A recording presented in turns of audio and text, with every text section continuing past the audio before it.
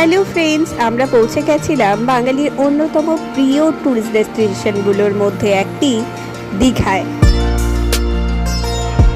আর দীঘা মানেই তো প্রচুর প্রচুর আনন্দ, সমুদ্রে স্নান, সি ফুড খাওয়া, আশপাশে প্রচুর জায়গায় ঘোরাঘুরি এবং তার সাথে অনেক অনেক আনন্দ।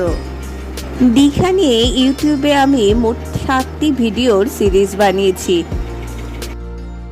সবচেয়ে কম খরচে, সবচেয়ে সহজে কেমনভাবে আপনি দীঘাতে পৌঁছতে পারেন এবং ব্যাকই বা কেমনভাবে করবেন, কতদিন থাকবেন, কি ট্যুর প্ল্যান হলে সবচেয়ে বেস্ট হয়, খাওয়া দাওয়াই বা কী করবেন এবং কোথায় কোথায় ঘুরতে পারেন, কেনাকাটাই বা কী করলাম। তার সঙ্গে সবচেয়ে ইম্পর্টেন্ট ছিল হোটেল।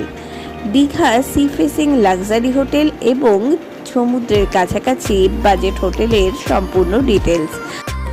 মোট কথা এই 7টি